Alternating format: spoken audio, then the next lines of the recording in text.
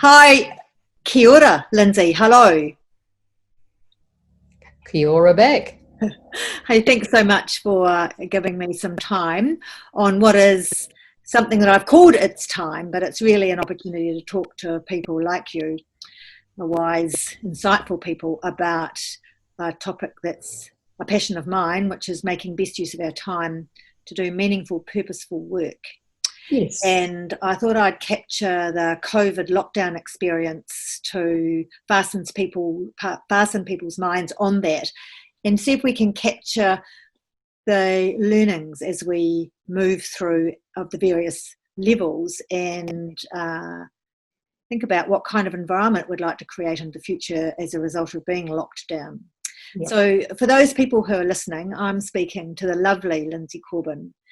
Everyone will know you. I feel like I'm under-prepared to even explain what you've done in your entire career, but I'm going to have a go at it. So you are an ex-director of KPMG. Correct. And you've spent a lifetime serving the not-for-profit sector, in particular in the education sector and other sectors in New Zealand, in the governance and change management space particularly, but not exclusively. Yes. And because of the work, and you've been on boards and you've supported boards and chairs, and you still do that. You've been a mentor of mine. Thank you so much for that, and still are. And because of your services in that space, you have been awarded the New Zealand Order of Merit most recently, 2018, 2019. So, yep. 2019. The calibre of the person that I'm speaking to is immense, and I'm just grateful that I've been able to nab some of your precious time to grab some of your insights. So I'm going to press on and not waste any more of your time by asking you, if you think about the lockdown experience up until now, 8 weeks nearly, yes, from a personal perspective and a broader governance or any role that you carry out perspective in the context of work, what has been your experience? And in particular, has anything surprised you about the forced lockdown? It was interesting, wasn't it, being locked down and wondering if I had enough paper for my printer, if I could get my hair cut, how far I could walk, and when I'd see some of my kids again. So with some trepidation.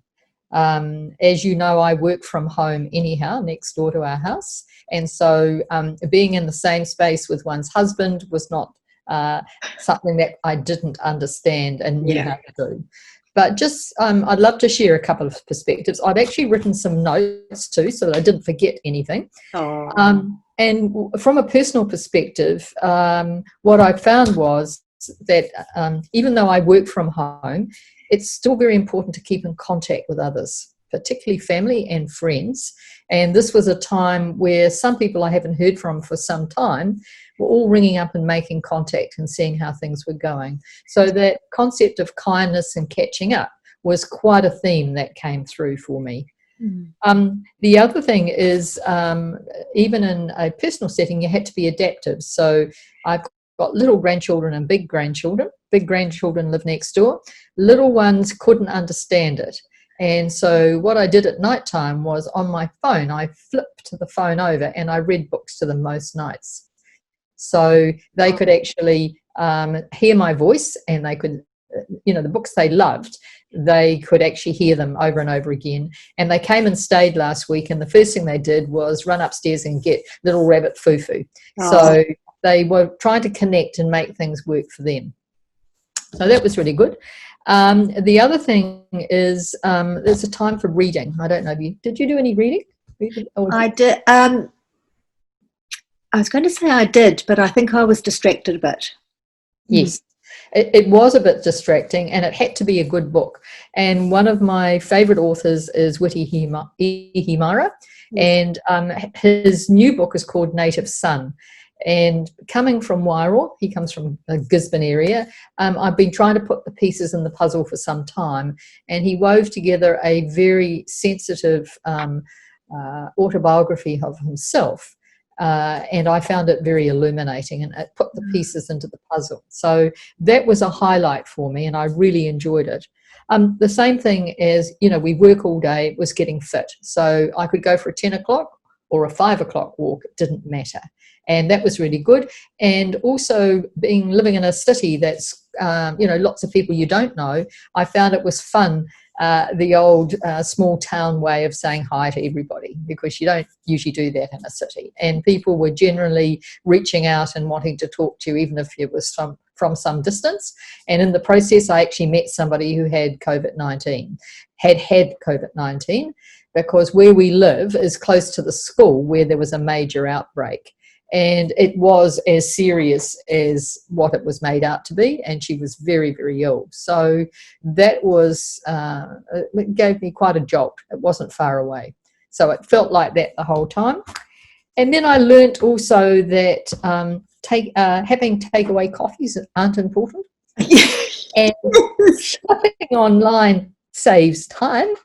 And I love the countdown truck coming in here, and I think I will continue to do it. Wow, you've had a busy time. I have. And the last thing was, when it started, I don't know if you've seen a film called Groundhog Day, but it felt like the same every morning. You weren't going to see anybody. You'd have some Zoom meetings. You would talk to your kids. You'd go for a walk, etc. So it had a sameness. And after a while, it became quite comfortable. We don't need to roar around in our cars or get on buses and do things. And what I found is people actually took time to talk to you. So that was lovely. So all of those experiences, thank you.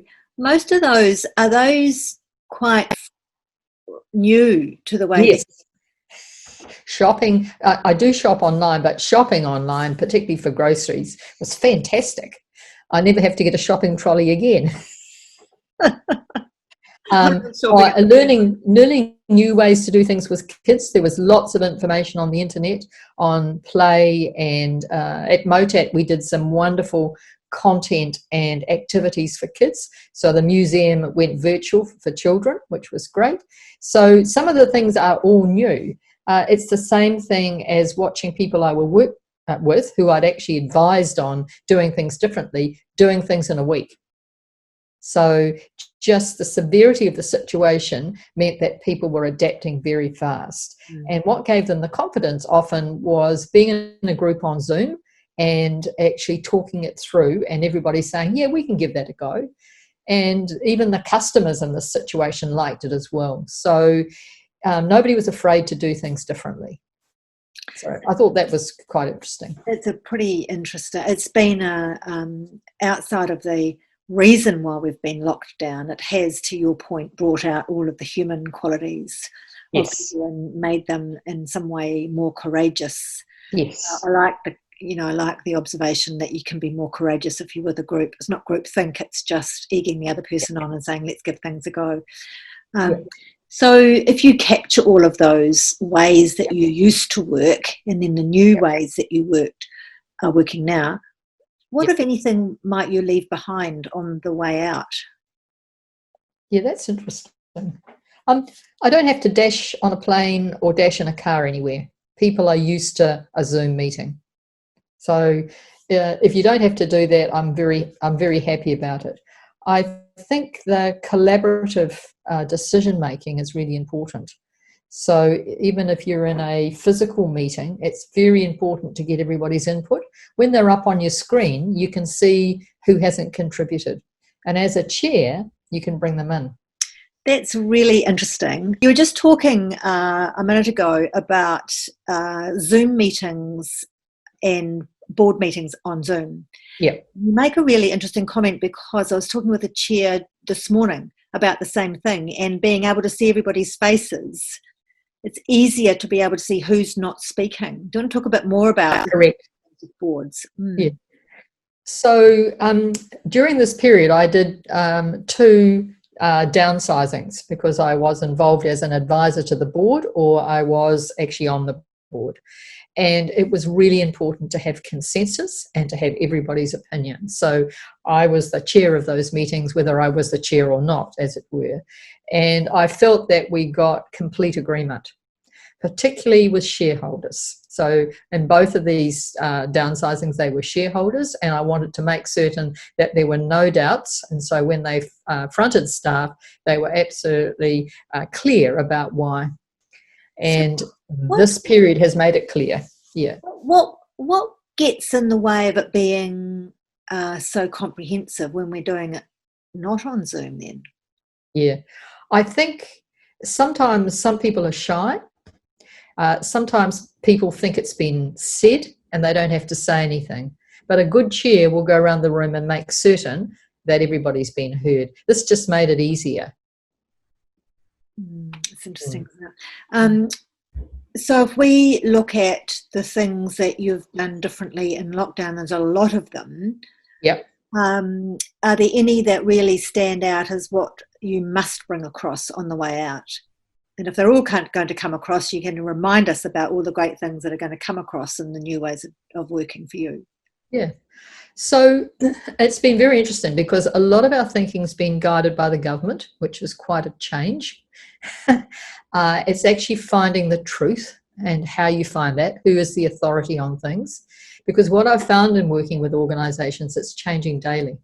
So is it better to wait for another government announcement, or is it better to recognise that the borders are closed and that they may not be open for a while? What I've found is there's been a couple of reference points. One is actually looking at what Treasury's saying and their predictions, and the other has been looking at what the banks are saying, particularly a guy called Mr. Topless, who's at the BNZ.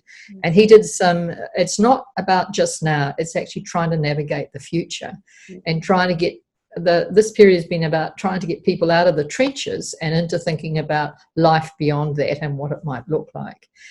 And doing it in a way that is actually positive and people can find a place for themselves, as it were.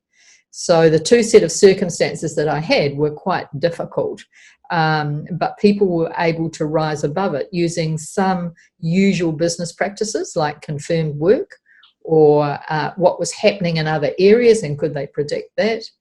The other thing is what is known and what has been authenticated both by the government and by other institutions. So using those facts to predict the future. I mean, the thing is, it's a global pandemic, so it's not just local. And even though we can try and survive locally, there are things beyond our reach that we need to understand better in the next couple of months. So bringing that really good business perspective always into your decision making has been important, particularly, and much shorter, quicker strategies. So I worked particularly in the tourist sector where people can't think of people are going to come to their museums, as it were. So what facts are going to be important? And, you know, the wage subsidy has kept things going, but what is life like after that? So after August, as it were.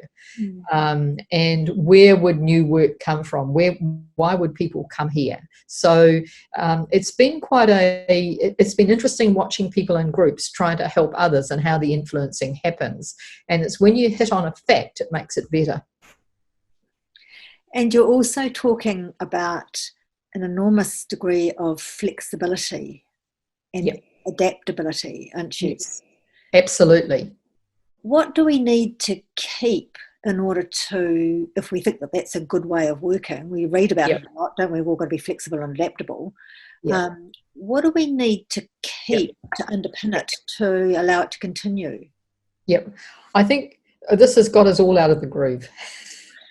Permanently, do you think? Yeah. So right out of the groove, and what you have to do, I think, particularly around big decisions, is have an opposite perspective or think of something differently. We all knew a pandemic could happen, but none of us planned for it. Or some of us may have, but I didn't plan for it. And so that's like our parents, well, my parents' generation remembered a depression and a war.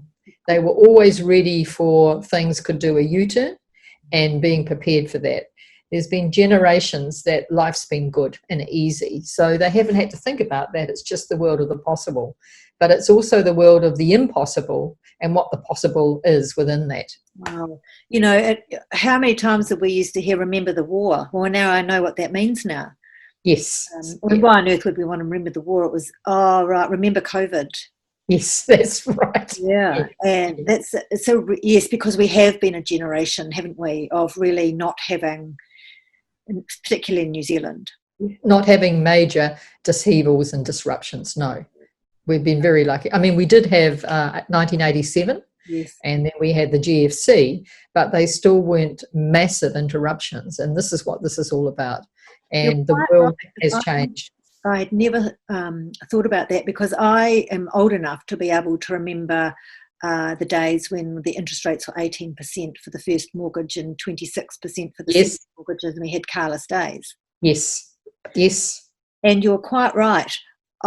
I think about that from the time I started having a mortgage. Yes. I never forgot the fact that interest rates could go up. Yep. God help us if they did go up. So I've always been circumspect about how much I borrow, and when I speak to my children, I remind them of that. And that's a really good, it's a grounding conversation now, isn't it? And it can also be an opportunity, because what you're saying is that when everyone's thinking, oh gosh, it's we're looking at it from this perspective. Well, how would we have looked at it when we were in COVID? What did we do when we were in COVID lockdown, and what can we bring forward? So if you think about, sorry. I've just got some notes here. I'm just looking there. Good. If you think about the context of work, it doesn't have to be in a workplace, because you consult. That's your working environment as consultant. And we think about the opportunity to create an environment where the majority of us, all of us ideally, can do our best work and also live our best lives. What's one thing that you think we could learn from this experience that would make the biggest difference to us being able to create that new future, and not going back into the same groove, like cracking the record, so you can't, you have to play a different one? I really believe in sort of the French way of doing it, the 4-day week, and having more time off, but working very well within the 4 days. I like the idea that during that time you can work from home, because I think people need quiet and peace in a very busy world.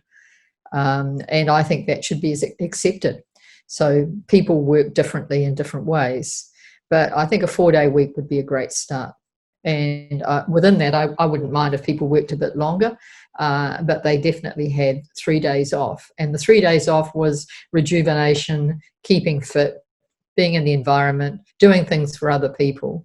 And, it might be something that organisations actually think about, how people can use that time. Have you had any experience in New Zealand of anyone working like that before this? Yes, I do that. Wondered about that. So I never say very much, but I try not to work on a Friday. So that creates a 3-day weekend. We also do it the other way, which is that we do work on a Friday but have a Monday off. And what we find is it gives us enough time to do the house chores, as it were, and then have a couple of days off. And that makes an enormous difference. And even if it's just reading, I think people are really rejuvenated and not so stressed and do better thinking. So, I don't think we were ever meant to work like this. No, and certainly not Monday to Friday, 8 to 4:30 in an office. No. And with someone supervising you, because to make sure that your outputs are sufficient and actually going to be, So what do you think would be some of the obstacles in us being able to create, for example, a 4-day week concept? So that's high productivity for people who are listening. There is a nice concept, isn't there, that Andrew Barnes has created out of Prudential. Prudential Life. Yes. Insurance, yes, where it's 100% outputs as if you're working 5 days a week, the same terms and conditions as if you were working 5 days a week, but 32 hours a week, and you can be at home or at work, or a mix of the two, and it can be flexi hours, and it's opt-in. So in the early days, when mums couldn't bring babies in and all that sort of thing at KPMG, what I did is I had a wonderful young woman who was a statistician, and she could only work at night time. Now, if the partners had known that, I'm sure they would have spanked me.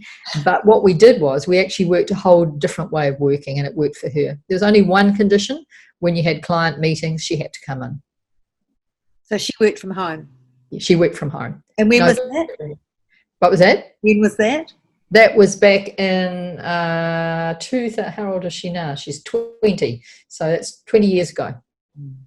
So And did it catch on, or was she the only one that worked like that? She was the only one that worked like that, but other people had time off too. I just used to say, if you're stale, stay away. Yeah. Come back when you feel refreshed. Yeah. But it was never taken, I mean, because it was a consulting environment and you knew what the fees were, you were actually invested. So you knew what you had to do. So that's just how it worked.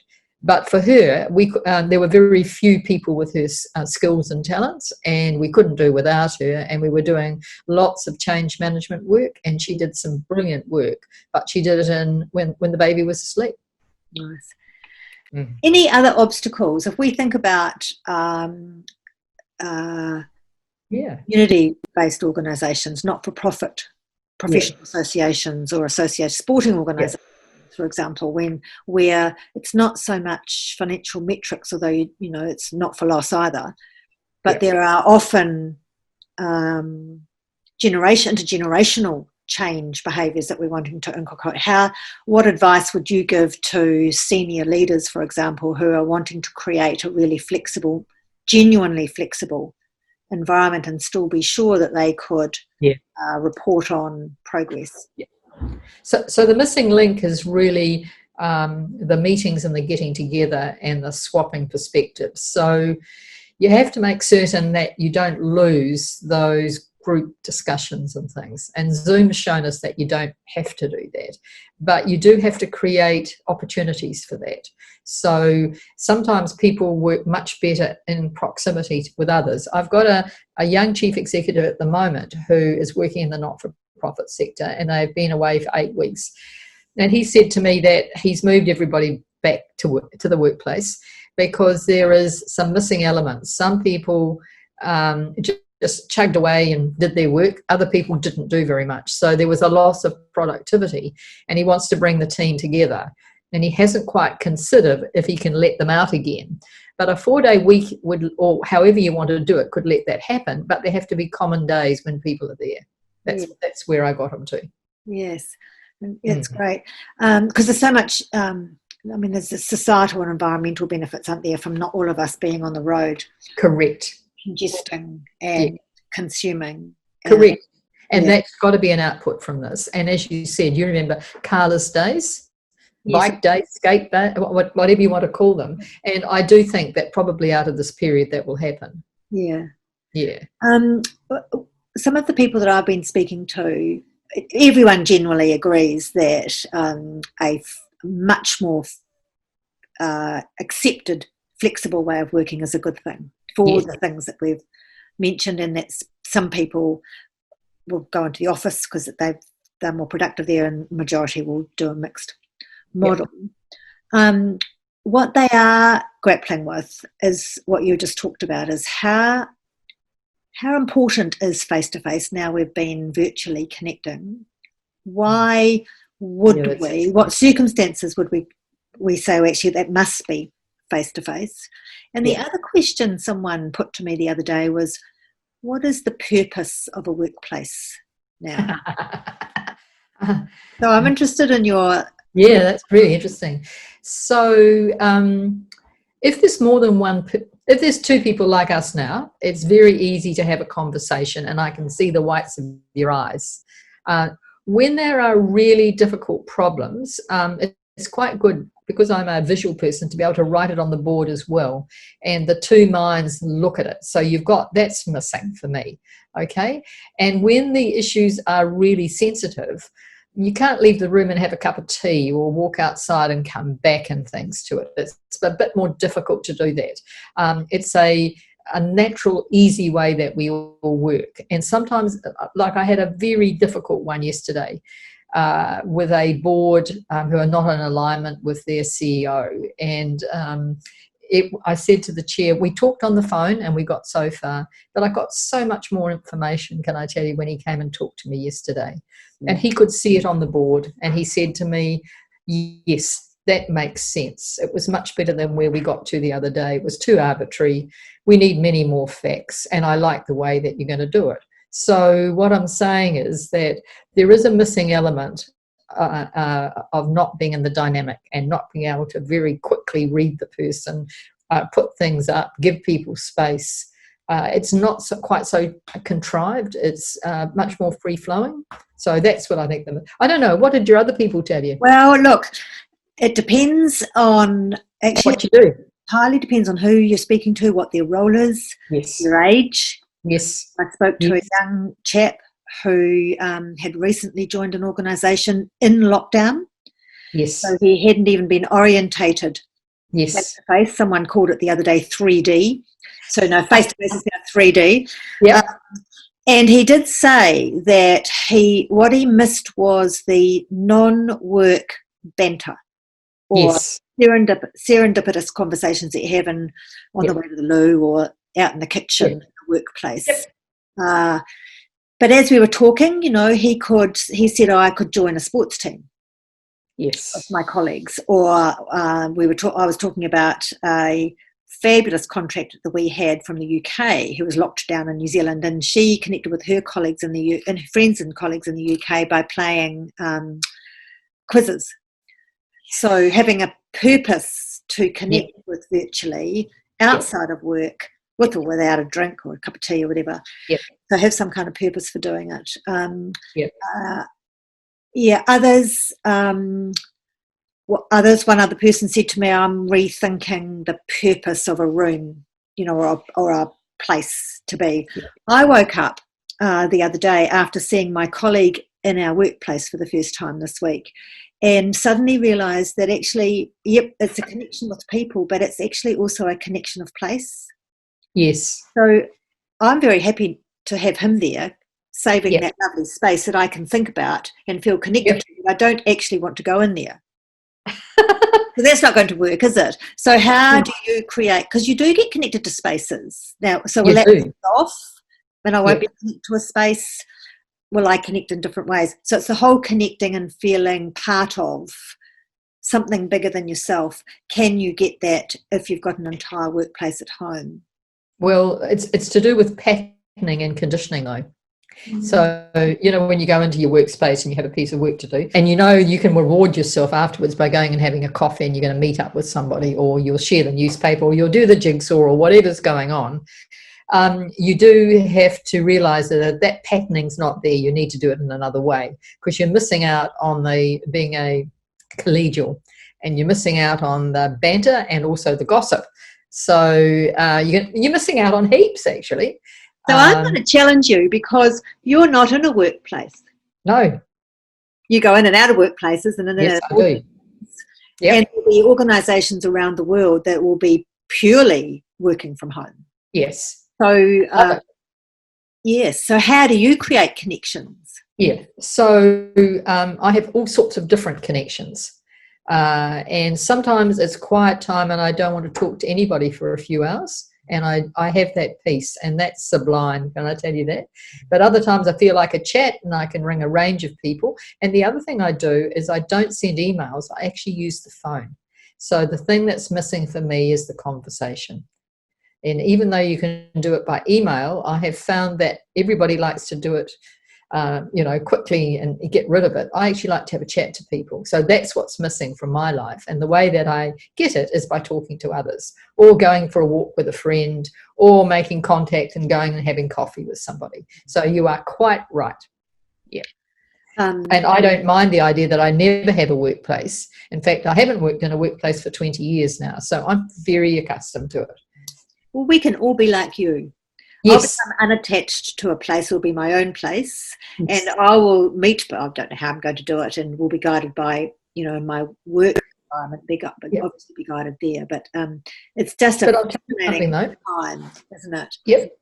So mindful of time. Just before you go on, just one more question. The other thing is that the two costs in a business that are very high are, one is the cost of people, and the other is the cost of the building or the tenancy. Can I tell you that? And that's what I've been dealing through for the last month. And tenancies cost money. There are easier ways. And the one innovative company have decided that they will rent one of those spaces once a week, but they are doing very well in lockdown and actually are doing creative things without any of that. Yep. One of the two things, one of the early people that I spoke with said that, and it's paradoxical, isn't it, that at the time of most confusion and chaos and intensity, he learnt more about his team members than he ever did when it wasn't like that. Right. And they became more creative. He just had to free up the space for them to become creative. There was some other wise thing I was going to say, but I've completely forgot what it was, so that's okay. We can pick up that. Right. But it's interesting also looking at different professions. I have quite a lot to do with doctors, and theirs has always been a place of refuge and people go in and out. So making it far more distant has been quite different for them. So doing consultations over the phone, meeting people in their cars. There hasn't been the same buzz. You know how doctors' surgeries are full of people and there's lots of noise. That's been quite a change for them. And they've really been thinking about, doing it in the one dimension. How good is it? I mean, if you live in the outbacks, you've got to do it. But we've all got accustomed to your GP being your friend. It's interesting. It'd be interesting. And like them, I had to have a virtual consultation, small thing on my arm that I had to have looked at. And in the end, I had to go in. But so it'll be interesting, won't it, to see how much of that sticks. Yes. I suppose it's a little bit like, is it essential for you to come in, or can we have a quick chat via Zoom or on the phone, or can you send me a photograph? Yes. If we can't do it that way, then pop in. Yeah. And if you think about the use of our time and how it's so finite for all of us. Correct. What a wonderful opportunity to make best use of our time and not have to drive along with everybody else, free the road up for those people who need it, and do most of it in a more efficient way while still connecting for the most important things. So that's one of the things that you've really talked about is improving the environment for us all, and also being kind and being able to see other people's perspectives. So even though you're not close to the people, thinking about how it affects people. And the key thing for me in this period has been thinking not only about New Zealand, but about the world and how some of those underdeveloped countries are really coping with this. It's really too hard to imagine. Yeah. It is. It's a difficult thing to come away from to ask this question, but I will do it because I'm focused on the concept of time. One of the observations that I've captured is in the real intense part of the lockdown, so 4 and to a degree level 3, how 2/3 of organisations, I'm making assumptions here, were trapped in the urgent quadrant. Yes. Respond, and spinning. Yep. And Grant Robertson actually referred to it when he was speaking. Civil servants have really been working long hours, 7 days a week for 8 weeks. Yes. A couple of things I'd be interested in your perspective on. How difficult is it in those kinds of circumstances to share work?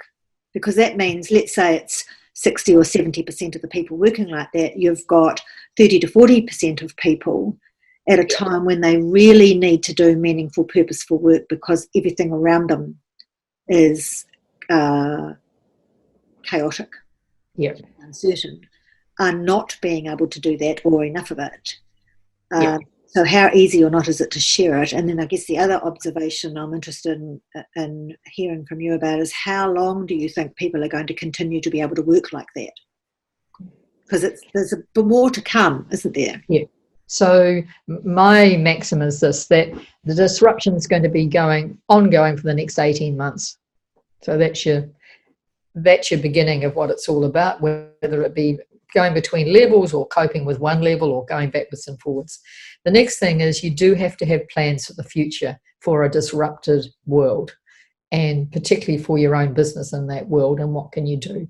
So with one organisation, we've had a plan A, a plan B, and now we're at plan C. But we've now got quite used to the fact, a bit like the levels, that you've got to adjust according to the circumstances. We can't do it all. So the other thing is I've found that pairing people up has worked quite well.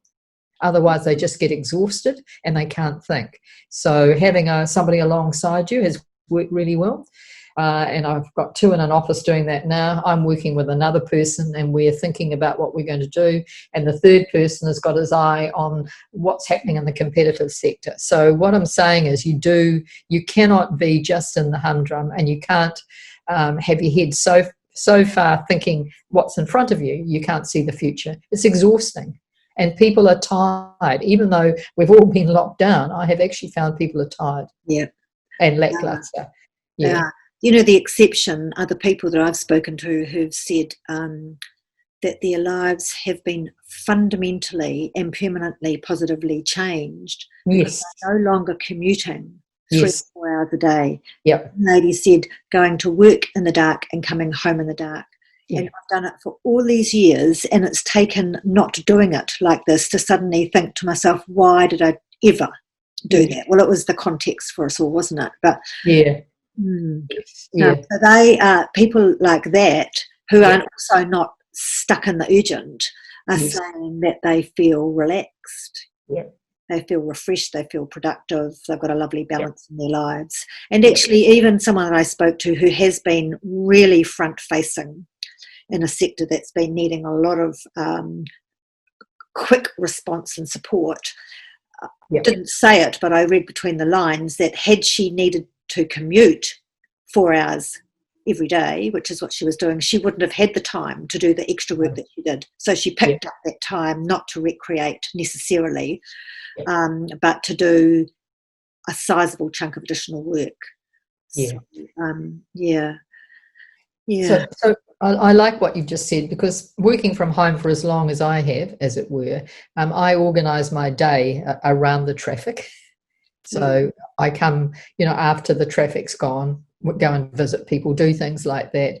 People like coming here because it's very easy, it's against the traffic, and I just work around that. Otherwise, I used to, when I worked in the city, it used to take me sometimes half an hour, often even longer than that in the heavy traffic, and I understand completely. That environmental factor and quality of life are going to, because people have been let out of that thinking, they're not going to easily go back in the box. So what I had with my young woman with the baby is going to be the norm, not the exception. So if you're going to advise organisations like the one that you were talking about before, which is thinking actually it's a lot easier to just bring everybody back into the office when we know that the benefits aren't going to be enjoyed that way, how would you advise them to be able to consider alternatives if they have a fixed view like that? Yeah, well, I think it actually will come down to some of those group discussions. What is the urgent work here? How are we going to get that done? Can we do that in shifts? Does everybody have to be here at the same time? It's those sort of things. It's the type of work that you do as well. So this one has an accounting function. So there is a time in the month that everybody needs to be together probably. And that might be the time that it happens. Otherwise, the project work and that can be shared out and people can do it from home. They don't have to be there unless they need the stimulus of asking other people. So, you know how sometimes when you share a problem or share an issue, you just got used to doing it on Zoom, so you do it like that. But it will be interesting to see what he does, actually. Yeah. I'm really mindful of time. Have you got any more time? Yes, I've got another 10. Thank you. Good. I was speaking with someone yesterday as I was thinking about what it would have been like for me had I still been chief executive of a not-for-profit professional association with I think, a fixed view on how things work with a senior leadership team. Yeah. What advice would you give to chief executives and senior leaders working in, because many of them, through no fault of anybody's, are working in what we probably now call a historical paradigm. That's right. Yeah. And we're saying now that that's no longer the paradigm. That doesn't matter if you're not in the office when everybody else is in the office, or you are and they aren't. Yeah. How do you think that's going to roll out at that level? Yeah. I think there are always going to be those leadership meetings, and it depends on how they want to do that. So, and there will be occasions for it. It may be board-led. the boards may have learnt something as well. They've been forced to change because everything's been on Zoom. Meetings have been shorter, unless you want to sit there all day. I had Yes. somebody from the sports sector who talked about sitting on a meeting all day. I said, what on earth were you doing? I said, next month you just say, all papers are read, what requires a decision, and put those up front. And he said, oh, I never thought of that. So all day. All day. What on earth would they be doing? I have no idea. So what boards are thinking about is what's important and how can they run it differently. So if you think about senior leadership teams, they spend days putting board papers together, and some of it's not necessary. It's, what requires a decision. What are the special projects? Where can you have input? Can we see what's happening in the month? And, that's the monthly reporting, but you can just leave it. So it's going to really focus boards and chief executives and on chief, priority. Yeah, that's what I think. I mean, there will be lots of other things, though, Julie.